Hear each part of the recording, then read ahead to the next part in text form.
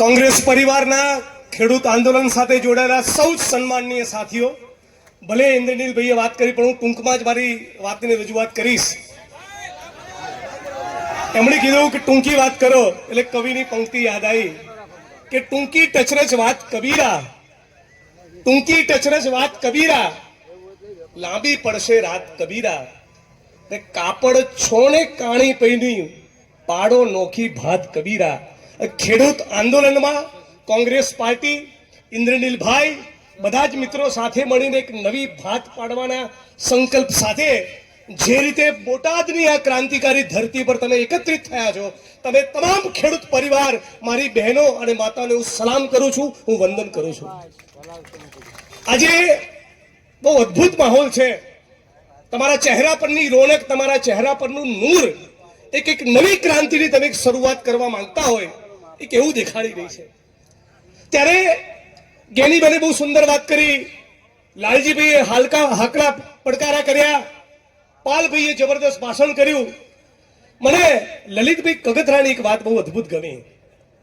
આજે લલિતભાઈ એમના ભાષણમાં કીધું કે હે મારા ગુજરાતની જનતા, હે મારા ગુજરાતના ખેડૂતો, હું લલિત હતો, એમાંથી લલિતભાઈ થયો, પછી લલિત કાકા થયો, હવે લલિત દાદા થવું ત્યાં સુધી રાહ ના જુઓ, એના માટે હાથ જોડવા તમને આવ્યા છીએ.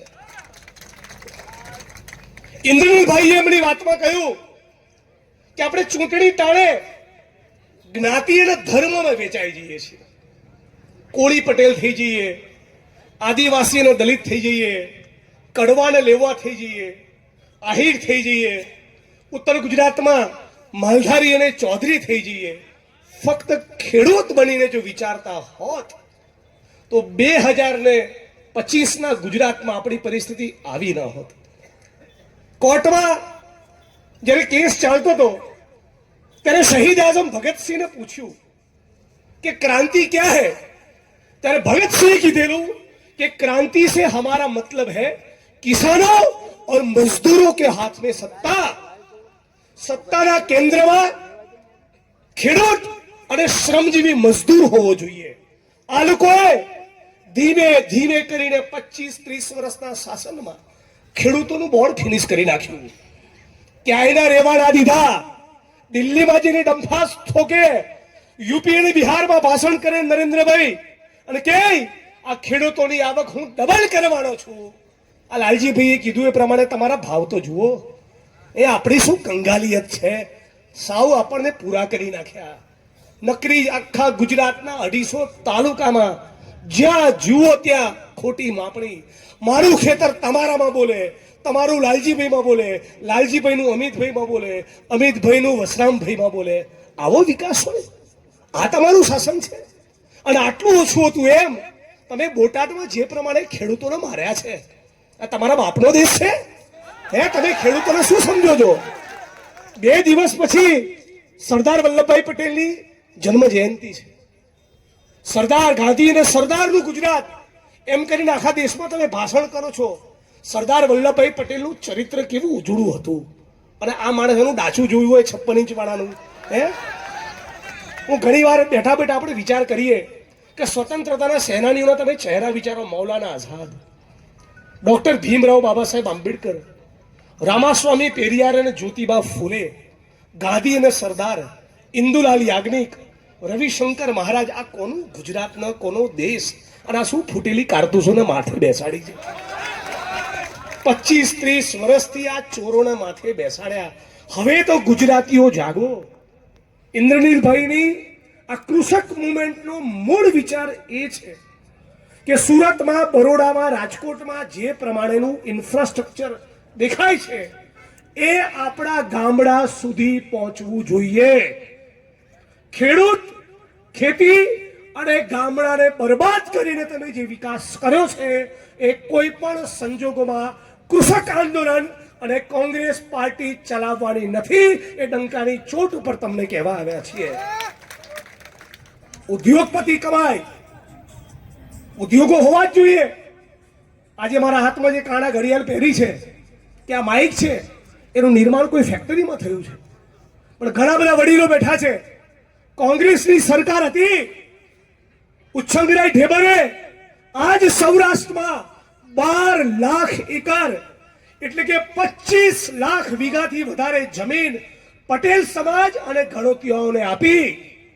એની સાથે સાથે દેવી પૂજક રાવણ, આદિવાસી, કોળી, પટેલ, ઠાકોર અને દલિતોને પણ 5 થી 7 લાખ વીઘા ટોચ મર્યાદાના કાયદામાં અને સરકારી પડતર જમીનના કોટામાંથી આપ્યા. અને નરેન્દ્રભાઈને પૂછો તો ખાલી અદાણીને પધરાયું. કોંગ્રેસની સરકારમાં જમીનોની ફાળવણી એ દાડિયાઓને કરીને એમાંથી ખેત મજૂરમાંથી ખેડૂત બનાયા. કોંગ્રેસની સરકારમાં જમીન મળતી આર્મીના નિવૃત્ત જવાનોને, નાના અને સીમાંત ખેડૂતોને, દલિત, આદિવાસી, ઓબીસી અને પટેલોને. અને નરેન્દ્રભાઈની સરકારમાં જમીનો મળી અદાણીને, અંબાણીને, એસઆરને, રિયલ એસ્ટેટના માફિયાઓને અને ફક્ત પૂંજીપતિ ઉદ્યોગપતિઓને. તો આ બે વિચાર અને બે પાર્ટી વચ્ચેનું અંતર તમારે સમજવાનું છે. આજે લાંબી વાત નહીં કરું, આપ સૌને એટલું કહીને મારી વાણીને વિરામ આપું છું કે જે લલિતભાઈએ કીધું, ઇન્દ્રનીલભાઈ કહ્યું, મંચ ઉપરના તમામ સાથીઓએ કીધું, ચૂંટણી વખતે મહેરબાની કરીને ભૂલી જજો કે તમે કડવાના લેવા પટેલ છો. ચૂંટણી વખતે મહેરબાની કરીને ભૂલી જજો કે તમે ગઢવી અને ચારણ છો, તમે દલિત અને આદિવાસી છો. ફક્ત ખેડૂત તરીકે તમારું હિત વિચારશો તો 2027નું ગુજરાત એ જુદું ગુજરાત હશે. આની મને પાક્કી ખાતરી છે.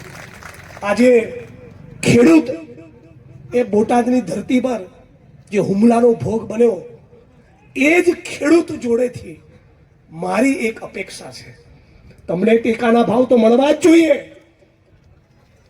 કરા પડે, અતિવૃષ્ટિ થાય, પાક તમારો બરબાદ થાય, એનું વળતર મળવું જ જોઈએ.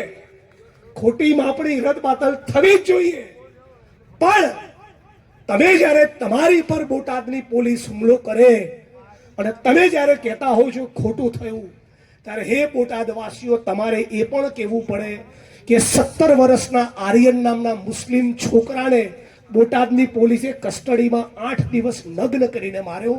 એ પણ અમે બોટાદવાસીઓ ચલાવવાના નથી. આવો જે દિવસે કહેશો એ દિવસે આ દેશમાં બંધારણ લાગુ પડશે.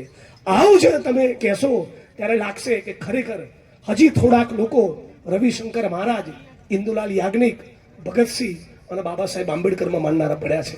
આપણે સાથે મળી જાતિ અને ધર્મનું કુંડાળું તોડી ખેડૂત તરીકે એક થઈએ, કૃષક આંદોલનને મજબૂત કરીએ, કોંગ્રેસને મજબૂત કરીએ, બહારથી આવનારા નાટકીયાઓને ઓળખીએ તો 2027નો દિવસ જુદો હશે. જય ભીમ, જય ભારત, જય સંવિધાન, જય કોંગ્રેસ.